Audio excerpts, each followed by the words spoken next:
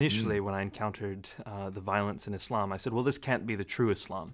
And I, for years, would push back, arguing, no, this hadith here is unreliable. For example, Muhammad says in Sahih Muslim that he has come to expel the Jews and Christians from the Arabian Peninsula and will not leave any but Muslims. That doesn't sound like the Muhammad I knew, so I said, well, that can't be a reliable tradition. And then another tradition from Sahih Bukhari, which says, I have been ordered to fight people until they testify that there is no God but Allah, and only then will their lives and their property be saved from me. And this is from the most reliable collection of hadith, Sahih Bukhari. And so I said, no, that can't be reliable either. And as you continue, you find Muhammad beheading multiple hundreds of men at the same time. You see him distributing those men's wives and children into slavery. You see him torturing people for money. You see him all these atrocities within Muhammad's life, and not always in defensive battles by any means, offensively as well. And so after trying to dismiss many of these traditions, I said, well, let me piece together what's going on here, because if I dismiss all of these violent traditions, then I am basically dismissing the foundations of Islam. This is where I get my picture of Muhammad from. So looking just at the sources, what is the story? How do I reconstruct what Muhammad's life is like? And what you find when you do that, because there certainly are peaceful passages in the Quran, we can't ignore that. Like chapter 2, verse 256 of the Quran, which says there is no compulsion in religion.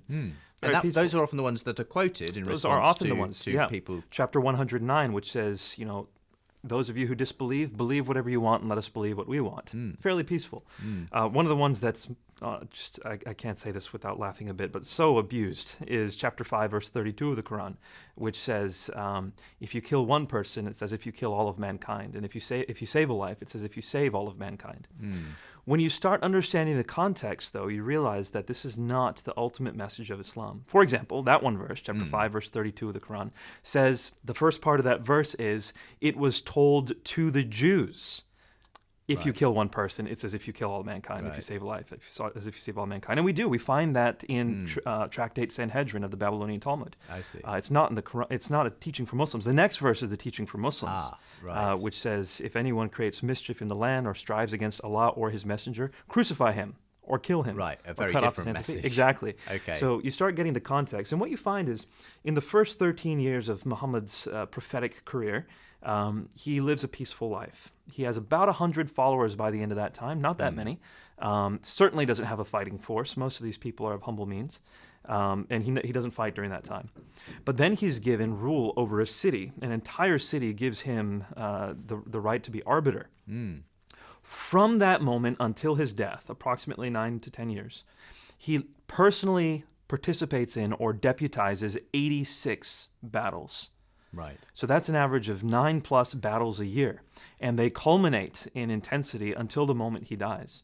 Chapter 9 of the Quran is the last major chapter of the Quran to have been composed, and it is the most expansively violent. This is the one that starts off by saying this is a disavowal of all the treaties we have with polytheists.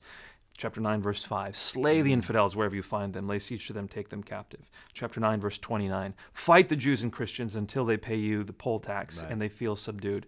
Why? Chapter 9, verse 33, Islam has been made to prevail over every religion.